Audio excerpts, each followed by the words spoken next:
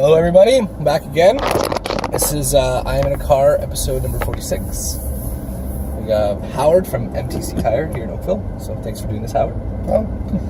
To start off with, we usually do a little introduction, just to give the audience a little kind of context in terms of where Howard's been, what you've been up to, and kind of what you're up to these days. So kind of give us a little where you've been come from. You're from Oakville, that kind of stuff, and how you got into the business. Yeah, I was actually born in Oakville, lived a bunch of other places, but ended up back here, and started our first automotive business when I was 24 years old, so a couple years ago. Yeah. And moved up from there. Currently in the tire and auto repair business. We've opened MTC Tire 12 years ago, and have expanded into a 6-bay shop.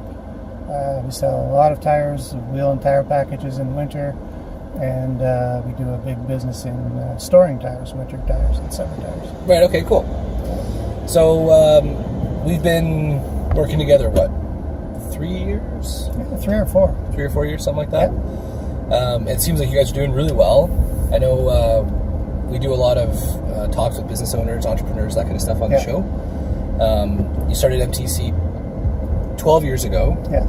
So, I mean, like, you've made it past the odds. You know, the idea of a company or a business making 10 years is rare. They say, you know, the odds of a company going out of business in the first year are high, the first 2 years high, 5 years is like crazy high.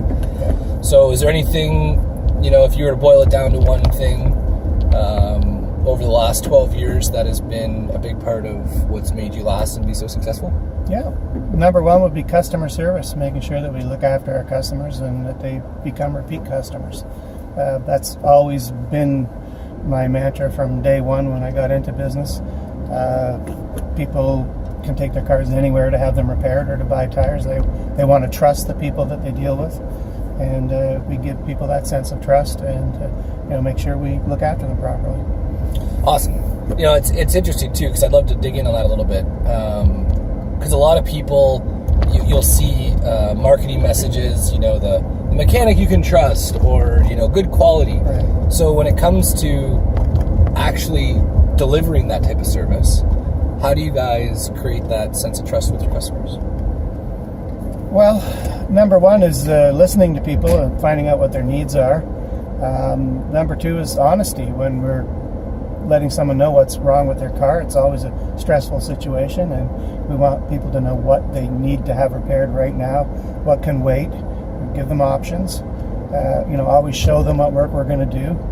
And, little things like having the car ready on time, having a nice showroom. Just a whole bunch of factors that go into making sure that we're looking after our customers, not wasting their time, having things done on time. Yeah. All of those things. And really, we couldn't do any of those things without having a great staff, too, which would be the number two thing, is hiring people that buy into that. And, even when I'm not there, having staff that make sure our customers get looked after. Especially in this day and age of Google reviews, it's great to have good Google reviews, but trust me, when you don't do things right, you'll hear about it right away. Right. So very important that when you have a problem, you nip it in the bud and try and turn that problem into an even better customer. So. Cool. So there's a couple of things you said there that I think we could dig into and probably have a whole couple conversations about. First one, though, which I think is magical, and I feel like a lot of people overlook because it could be perceived as such a simple idea, this idea of listening to customers. Yes. So, there's a lot of startups, people getting into business. I've had people tell me that they've invested hundreds of thousands of dollars into opening up a store, a school, whatever. And I asked them, okay, well, how many customers have you talked to about, this model, and what's their feedback? Yeah. And well, I haven't opened yet, so I haven't talked to anybody. So they're not even listening. So what do you guys do? Well, first of all, where did that philosophy of listening come from for you? Not sure. It actually doesn't come naturally to me, but I realized early on that it was extremely important, that just taking care of your customers is what it's all about. Like, you can buy a tire anywhere. You can buy tires online. Yeah. You can you can go to Canadian Tire. I probably shouldn't use a brand. Well, whatever. You can People know about it. You can go to Canadian Tire and and do the shtick there. But what do we have different? What is it that we can offer to someone that's going to make them want to come to us? And listening is important, because people won't come to us because we're professional and we know what we're doing. But the only way we can convey that to people is if we listen to what their concerns are and then explain the situation so that we can allay those concerns. That's interesting. We have this mantra at Intrigue about this idea of prescription without diagnosis is malpractice. Right. And it seems like you guys are kind of living that same philosophy. No, absolutely. Because the customer calls, says, I want to buy some tires. The first thing out of our mouths better be some questions. What kind of car do you have? How many miles a year do you drive? Or, are you looking for a premium tire, or are you only keeping the car a couple of years? Maybe a less expensive tire would work. First of all, before we can even say a word, we have to know, where you're going with tires. And once we know that, then we can make recommendations based on that. And to the point where now our customers that know us will basically just call up and say, Howard, I need a set of tires. Don't even tell me. Just, I trust your judgment. Get them, and, when can I get them? You know my car, you know me. Yeah. And that's where you want to get. And that's golden for our customers, and that's golden for us, because we've developed that sense of trust. And, we don't betray that trust. Awesome. The other piece you mentioned, and this is probably... So, I find typically with our clients, business owners, people running organizations, there's three kind of core issues that they deal with. The first one is sales, getting sales going. Right. The second one is financing, so cash is king, having cash flow to run the company. Yeah. Then the third one, and this is by no means in order, people. Right. Getting the right staff. Right. And you mentioned before that, listening to customers, good customer service is core to the business, but the only way that's really possible is to have great staff. Right. And hire the right people. Right. So are there any insights, experiences you've had that you could share with the audience around how you go about doing that? It's actually our biggest challenge is finding and retaining the right people. I don't think I have any huge insights into that, other than I don't think the hiring part is the hardest part. I think the hardest part is keeping your people. And to keep people, you have to treat them right, which isn't just salary. It's again asking questions and finding out what's important to your staff. It may not be salary. It may be holidays. It may be an hour here and there to help with the kids. It's much easier to retain someone than it is to hire new people. Right. So that's but really harder at the same time in terms of keeping that great staff member. Yeah, it's still difficult. Just in our industry, the pay scales don't tend to be as high as in other skilled trades, and so very difficult to do it just with dollars and cents. We have to make sure we provide a good work environment for people. See, that's really interesting you bring that up. I was just I did one of these with John Sawyer at the Chamber. Okay.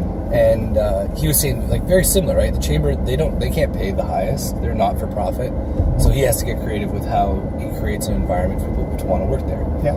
And what's interesting, I think, with what you just said is it lines up almost directly with what you said before about listening to people and what it is that they want. 'Cause it's not always salary. It could be vacation. It could be a time, an hour here or there for the kids, that kind of stuff. Yeah. So in the 12 years of running the shop, when you go to recruit, has there been any little wins you've had with regard to figuring out how to find the fit? Because I feel like when you were talking before, you mentioned this idea of people need to buy into that customer service approach. Right.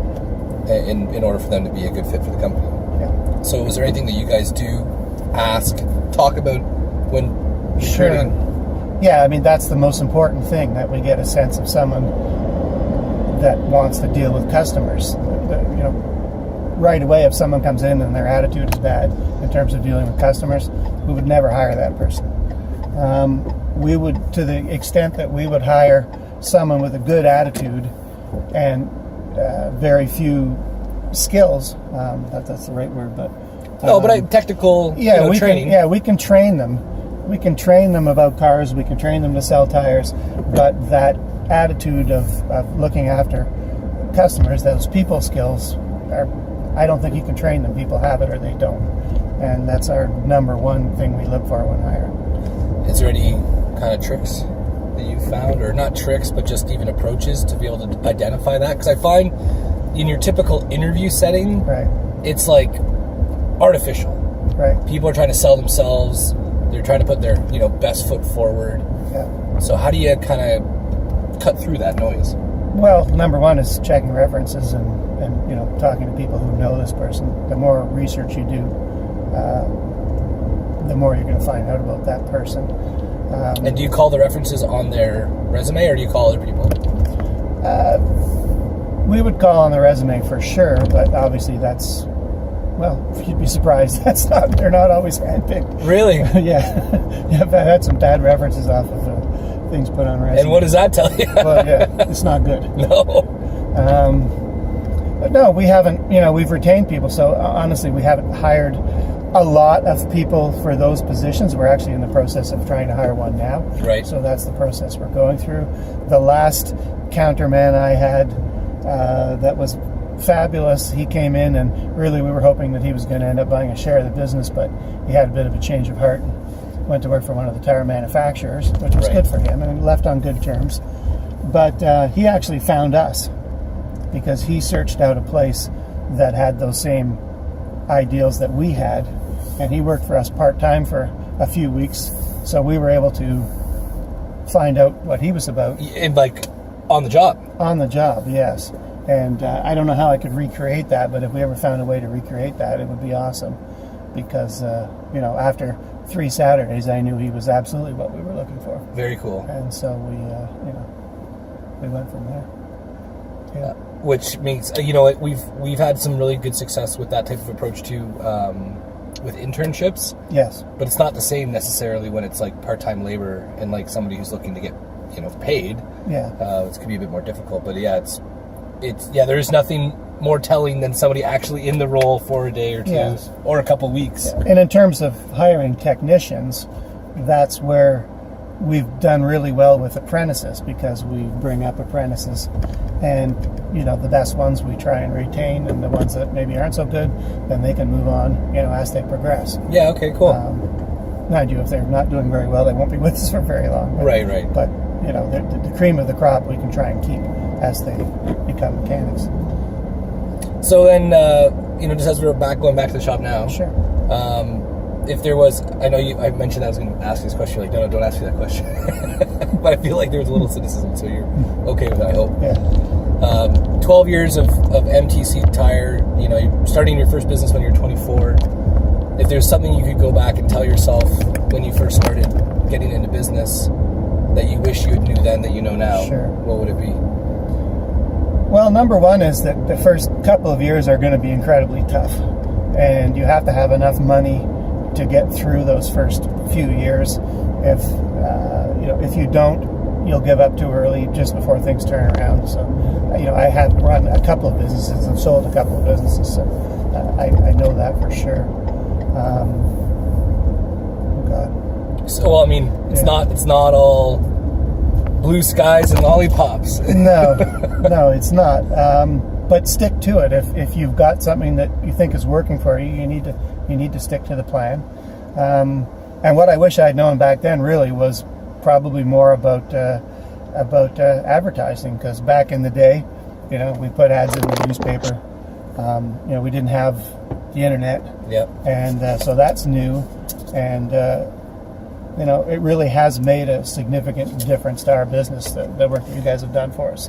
And having my wife Donna, who is into these things, she's done a great job along with you guys. Yeah, well, she's been awesome. Of promoting us, and we have seen our sales increase every year for the last 4 years since we started doing this.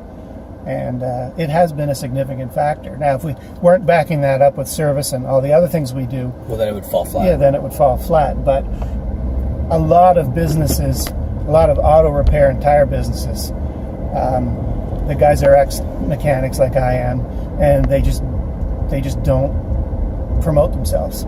And if you don't promote yourselves, eventually you'll die. Your customer base will dwindle. So that's been a significant factor. So I think stick with it and make sure you market and to grow the business. Well, I appreciate the feedback, especially in this episode. So thanks, Howard. That was scripted. He paid me for that. No, I didn't. I went to the wrong That's okay, spot. you're Okay, okay. that's all right. Yeah. But it's interesting you say that too, because we've talked about it before, where some people can have the best idea, the best product, and they can. We talk about how there's a lot of people out there with the best idea. The world's full of people with good ideas. Yes. It's not full of people out making it happen. But even the ones that do make it happen don't necessarily know how to tell the world about it. Yeah. And also, there are other businesses that do great at promotion and do all that, but they fall flat on actually delivering the promise. Right. And so to us, it's those two things. We have to get the message out there, but we also have to walk the walk. We have to be able to deliver.